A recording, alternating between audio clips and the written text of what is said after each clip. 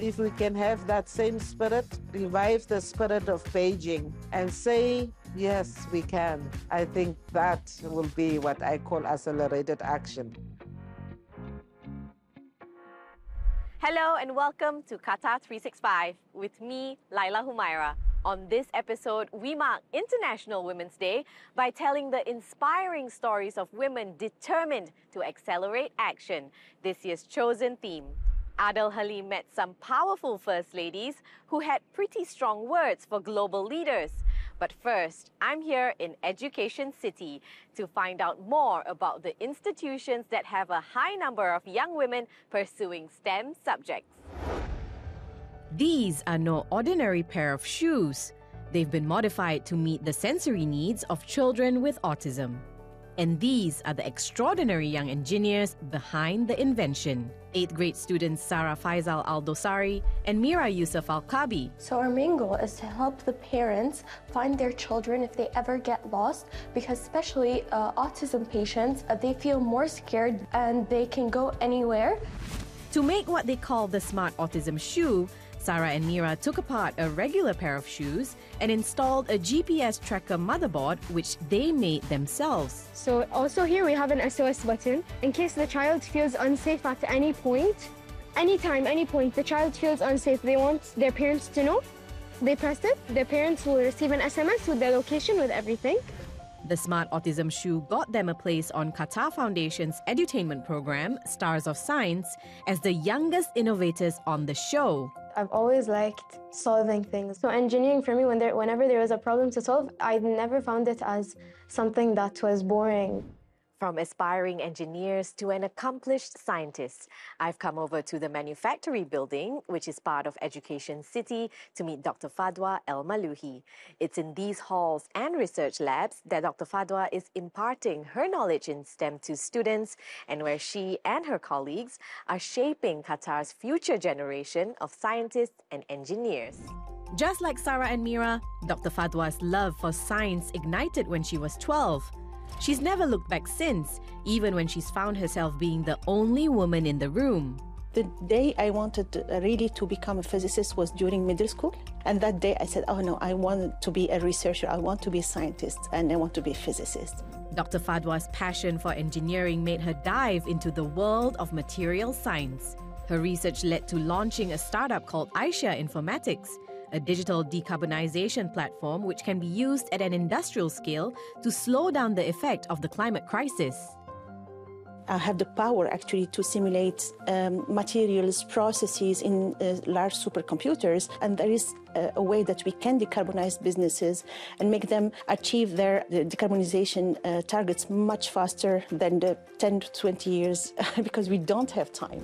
Part of that equation is also playing her part to inspire a new generation, a role that Dr. Fadwa fully embraces inside the classroom and out. I was really glad to hear about the story of Sarah and Mira. In Qatar, we're really blessed. So at least 50% of the students are female. They're coming forward, they're not shy like the way I was. But perhaps in her own way, the tenacity of Dr. Fadwa lives in students like Sarah and Mira, who are certainly not shy to spread their love for engineering. STEM comes at any age, like you can start as young as we are, and I want my peers to understand that they can do it and they just have to put the work in. 150 years.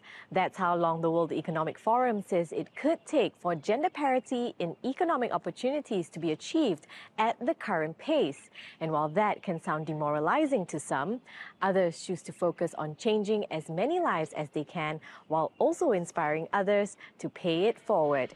One such individual is Her Excellency Bians Gawanas, Vice Chair of the Global Fund, and I got a chance to meet the former Under-Secretary General of the United Nations to find out what fuels her dedication to women's empowerment.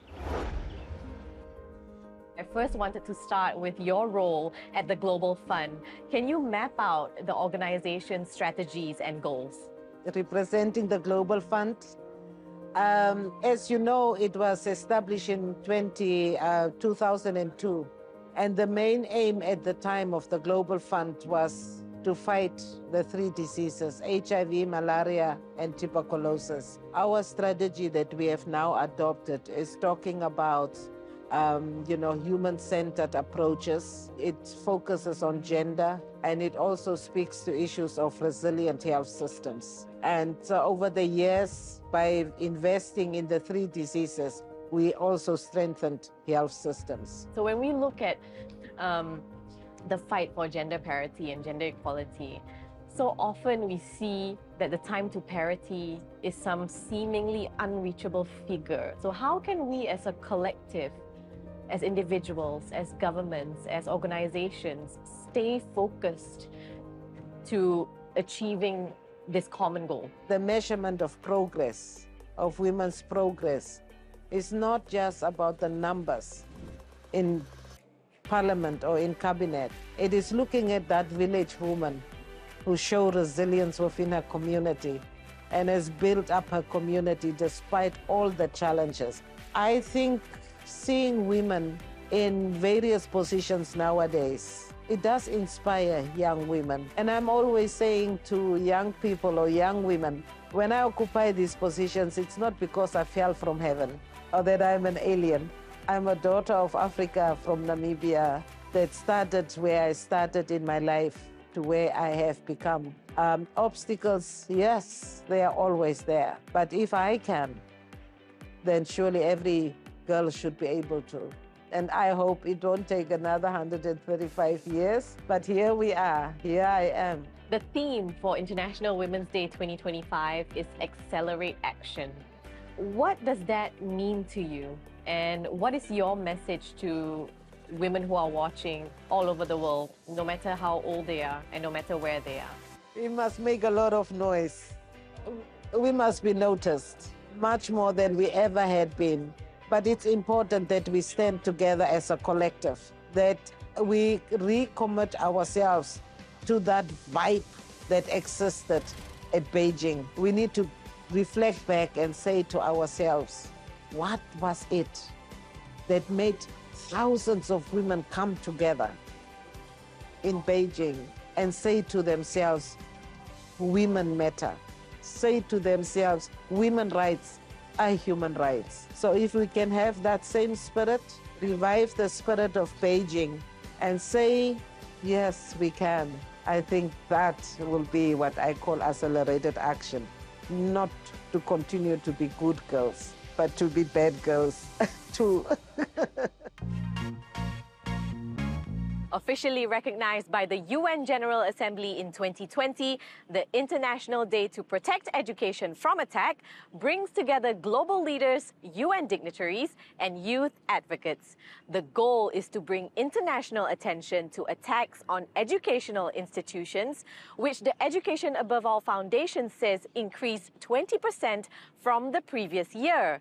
Adel Halim explains why delegates are calling on governments to ensure schools are safe spaces free from violence and threats.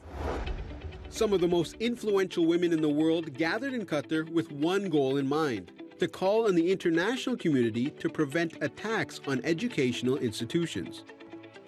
Education should not be a privilege to chosen few. Education is a human right.